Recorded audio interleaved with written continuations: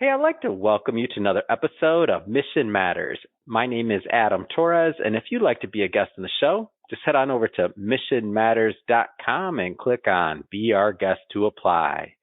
Okay, so today I have Kai Sato on the line, and he's general partner over at Mauloa. Kai, welcome to the show. Thanks, Adam. Good to be with you. All right, Kai. So, hey, we're going to be heading on over to Atlantic City for the Microcap Conference. Some call it a concert, maybe, but for the conference. And hey, excited. I'm sure we're going to meet when we get out there, and got a whole lot to cover today.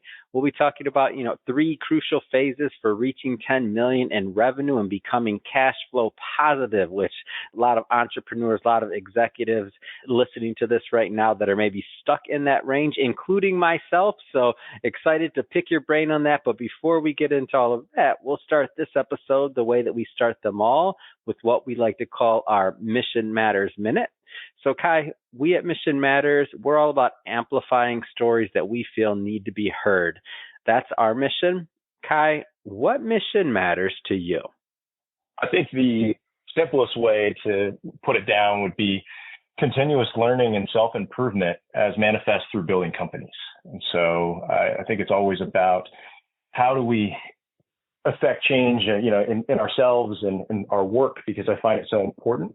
But in order to do that, we have to keep getting better as individuals, as founders, as teammates. And so there's a term called Kaizen in Japanese, which is for continuous improvement. And not only is it part of my name, but my 2.5-year-old son's name is Zen. And so Kaizen is something that came from Toyota, and is something that we kind of instill across the board in business and personal life, whether you're playing golf or anything in your life, just trying to keep getting better, maintain that humility, maintain that hunger. But it's always about how do you be the best you can be and not get too high, too low, but do the right thing day in and day out. Well, great having you on here today, Kai. And just to dive right into the topic, some show hosts use maybe a Howard Stern uses their show as kind of like for mental therapy about other things they got going on in their life. Well, for me, I use it for business therapy, let's call it. So why do so few companies ever reach, over that 1 million mark, let alone the 10 million mark? So we're stuck in between. I want to know, why do few companies ever reach these milestones? It's really hard. And as an entrepreneur, made every mistake in the book. As an investor, as an advisor, it's certainly humbling. But generally, it really boils down to go to market. And I think the harsh reality that founders have to accept is the business can't get better until we as founders improve. And getting to that million mark, only about 10% of companies ever reach that point. And that 10 million mark is about 1%. But something, and I didn't come up with this, is completely plagiarized and taken from people who are way better than I am. Borrowed, Kai. We borrowed. This is media. We borrow. Go ahead. Imitation's the greatest form of flattery. But no, it's just making sure that you're going to market the right way. And so what does that mean? So Bill Gurley, who's at Benchmark, he was at a conference that I attended years ago, and he just said it's the thing that doesn't get talked about enough, whether it's consumer, whether it's enterprise, it doesn't matter. How you go to matter is so critical, because every day we're doing the wrong thing is burn rate, right? Is enabling us to fail. And so, it is that fail fast modicum. But the reason why most companies don't get to that 1 million, especially the 10, is they're usually trying to do too much. People aren't able to focus on how to serve their customer and really zero in on that niche, and then kind of keep growing and scaling. And so if you reverse engineer the greatest companies in the world, big things have always started small, whether it was Amazon selling books to the internet or Facebook starting on one college campus. So how you go to market is absolutely crucial. And it's generally, if you really look back, where things break down for a lot of teams and companies. So let's kind of look at maybe the last couple of years, just for an example of, let's just say, a moment in time. A lot of individuals, started businesses out of necessity, right? Whether it's, for context for everybody that's listening to this far into the future, and we're recording this in January 2024. Can't believe we're already in 2024. But, a lot of people over the last couple of years, maybe they were displaced because of COVID, or like just a lot of other things happened, and they weren't really necessarily considering their quote unquote go to market. They were in, survival mode, right? And maybe they had an idea, maybe they figured out a way to survive, and maybe now this idea is, it worked. Like, and now they're thinking, hey, now what are my next steps? I know I didn't do any of this stuff right in the beginning, so to speak, but what I'm doing is working. So like, what do you say to like people that are kind of in that situation where they kind of started and now they're like, wait a minute, this is something I really want to focus on. Is it too late for them because they already went to market, or like, what are some thoughts on that? Well, it's never too late, and it's a common circumstance that companies find them in and founders find themselves in. But I'll just use a personal anecdote, right? We wrote a business plan while we were at USC, and it won a business plan prize, raised some money when we were young, set it on fire, and it wasn't because we were just failing, fun, right? It wasn't because we weren't working our tails off. It wasn't because we actually weren't finding success. The danger was we were finding success in the wrong market, right? And it's that elusive product market fit. And so the scenario that you described, and maybe it actually pertains to your business in some ways, is, hey, you're finding success, but then is that the beachhead from which you're going to keep building and build the kind of the empire that you envision? At least for us, we somehow wound up in an enterprise, high compliance software environment, which was never what we set out to do. But, you're trying to talk to anybody and get any form of traction you can and get customers, and no one kind of calls that time out. And this is why coaches are so valuable to sports teams, and says, wait a minute, guys, like, are we even doing what we should be doing? And we are actually in a very random and fortuitous way, ended up having a pivot somewhat led through Eric Ries when he was first promoting his book, The Lean Startup. And so all of these things kind of tie into that, to just whether you're using lean concepts or not. But there's so many entrepreneurs out there. They might be finding levels of success, but you kind of have to zoom out, have that vision of what you're doing, and then look at the here and now, the day to day. If your calendar isn't occupied with events that are going to further that ultimate vision, then it's probably time to call that time out. And it's super tough because you poured your life into it. Maybe you had some family money, friends, family, fools invested. Maybe, you've got people working for you. It is really, really tough, but that's where you need these advisors or coaches or, just a great relationship with your co-founders to work through it. And it's certainly not easy. And the hardest part about, I think, all of this is just being real with ourselves and being honest with ourselves about what's working, what's not, what we're good at, what we're not, and making sure that we're aligned with people who are complementary. Or maybe your calendar, it's even full, but maybe not with the right activities or with the right things. So confusing being busy versus being like getting close to your goal, right? So a lot of different scenarios there. That's it. And look, we always hear about product market fit, and we should, because it's so important. One of the quotes that I loved about it was actually from the new CEO who went into Peloton. And he comes from the venture world. And he said, look, finding product market fit is really hard. That's why this company achieved the success it did. Then it was in kind of turnaround triage mode post-COVID. But to acknowledge how special that is, I've been a part of it as a founder, as an advisor, as a board member. When you have it, right? Everyone knows it's all working. It's clicking. You understand who your customer is, how we actually provide that value. There's scale to it. There's margin to it. It's magical. And, some of my friends or other co-founders, you really know, and you can kind of talk about it. But for everybody else, until you found that point, you just kind of got to keep going and make sure that you are aligned with, hey, this is our big vision, but we're building things incrementally. And so, it's crazy. I'm a big nerd, and especially the history of companies. I love to know how they started, what trials and tribulations they endured. And like Nintendo was a playing card game at one point in time.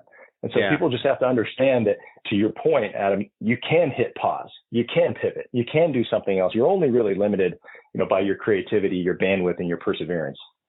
Yeah.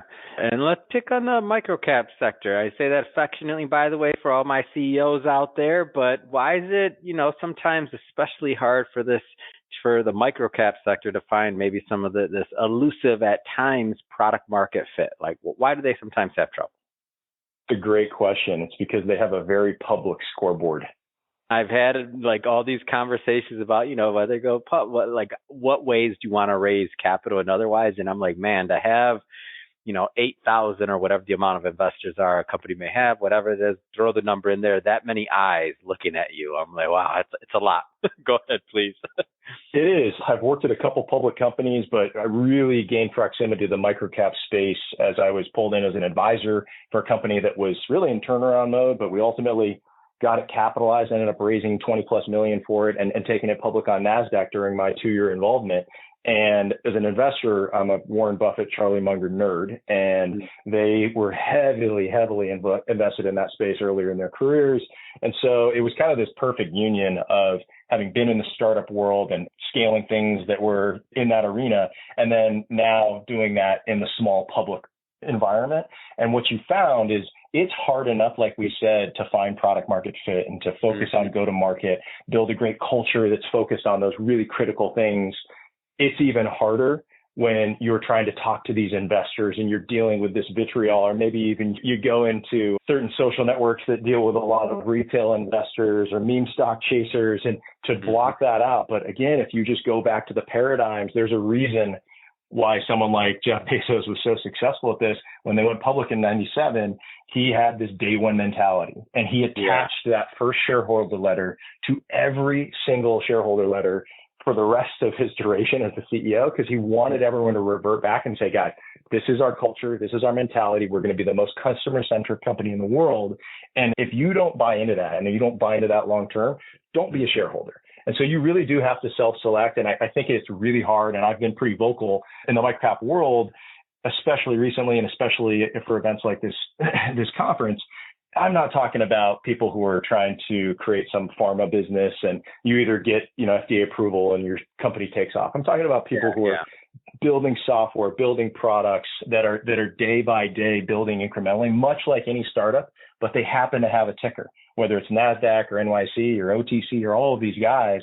And it's just so hard for microcaps. And I've been in these meetings, I've been a part of them, for us to block out IR, to not deal with Wall Street. And you really have to look at the best, how Amazon approached it. People like to point at Netflix, which was another microcap that really grew up. Walmart was a microcap. There are all these ones, but they were just so disciplined in building their core business and not getting caught up with the daily, weekly, monthly swings of stock price or market cap. It's great insight. And one of the things that I do think is so interesting too, because, well, among many, but like the concept of that whole quarterly, that quarterly accountability and the structure that it does, instill for CEOs and for companies. It almost seems like that's the other side, where if that was an issue an entrepreneur was having, not saying that that's a reason to go public, by the way, but obviously, but if that structure or that thought process, there is something to be said into that Wall Street training of things, right?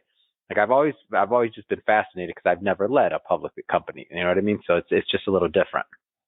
Yeah. And I think that, look, there are so many great reasons to go public. And I'm a huge fan. I'm a bigger fan. That's why I've gotten involved with microcaps than the startup world, right? Yeah. Because whether you're working there, or you're an investor, you're advising them, you're a board member, there's so much more scrutiny and accountability, fiduciary responsibility. Look, there's 15,000 public companies more or less, and half of them are technically microcaps. And back to Kaizen and building and creating jobs, like these companies, these small fish can turn into really big fish. They're liquid. There's so many advantages if you're up for it and can execute it, but it's really hard. And look, I have an extra amount of empathy for what companies are going through right now, because much like venture, where money was free for a long time and now it isn't, and everything's getting reset, that's even more difficult for microcaps, right? And a lot of them won't make it. If they can't raise more money and kind of survive, then they're going to struggle. But it's this weird balance. And this is probably one of the things that I most look forward to getting into at the conference.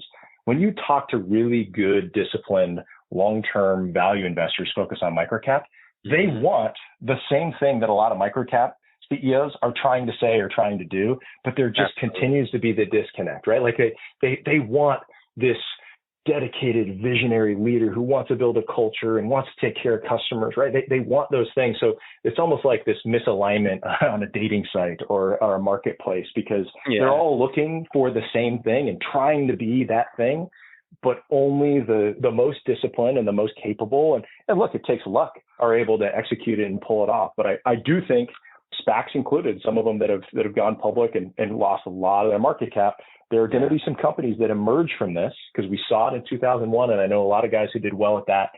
We're going to see the same thing. right? And maybe it's going to require a pipe financing or something, or maybe some are going to have to restructure or whatever they're going to do. But there are going to be some microcaps that emerge from a really tumultuous last couple of years in the public markets and that are going to become juggernauts. And so that's all I want to talk to with some of these companies, is just thinking through not only your go-to-market, not only kind of ignoring a lot of the distractions that IR can be, but also looking at your board, making sure that they're invested. Right? They're not just there because it looks flashy on a LinkedIn profile, that they're there for a reason, and most commonly are cutting a check as well. So just aligning incentives and doing it, again, borrowing, plagiarizing the way that guys like Buffett have done it throughout their entire careers. It just kind of baffles me when it isn't adhered to. And the other side of that, we've been speaking a lot obviously from the CEO and, that side of the discussion, but what you're talking about in terms of some of these companies emerging, which I agree with that. By the way, I subscribe to that idea that, some of these microcap companies are going to emerge and be some real winners. And for the investor side of things, for the investors out there that are looking at, allocating some of their portfolio or thinking or digging, because I know at the conference there'll be investors in attendance as well. It becomes interesting for them as well to be involved with something maybe a little bit, earlier on, and to do it and to make connections with CEOs and to have maybe a little bit more of a closer relationship with the company at an earlier stage. So I feel like for investors, for whatever percentage they're putting into microcap, it becomes an interesting hunt for them, so to speak, as well, on what's the next company that they feel is going to be the right fit. Mm-hmm. I think you're completely right. And you think about high net worth or especially family offices, they don't have to become beneficial owners, but depending on the market cap and the check size, in all likelihood, they'll own a significant chunk. But you can have a lot of say. And again, just going back to the early days of Buffett pre-Berkshire, but Berkshire was actually technically a market cap that he took over as an activist and has long held. But there was Sanborn Maps and Dempster Mill, there's several others. You have that opportunity right now. And I think if it takes the right management, right? Because ultimately you're backing the right horse here, and you want to make sure that you're aligned. And there are certain microcap CEOs we know that are out there that it is kind of meme stockish, and they just want to be in the trades, and they want to see their market cap surge and kind of get out of it. But for the people who are really trying to build day by day, who are ideally invested themselves, who are trying to surround themselves with a real board, and ideally a board that's also invested itself, I think those will be the ones that really persevere and survive, not just 2, 3, 5, 10 years from now. I think that's a good way to call it, Kai. I appreciate you coming on the show. If somebody's listening to this and they want to connect and, continue the conversation or learn more about Maoloa, what's the best way for them to do that? Sure. They can just go to maoloainc.com or reach out to us or me individually on LinkedIn. Fantastic. And to the audience that are tuning in, hey, if you haven't done it yet, hit that subscribe button. I don't know what you're waiting for. We got many more mission-based individuals coming up on the line, and we don't want you to miss a thing. So definitely hit that subscribe button so you can catch all the content we have planned for you. And Kai, hey, again, looking forward to seeing you at the Microcap Conference, and thanks for this pre-interview. Thanks a lot, Adam. Take care.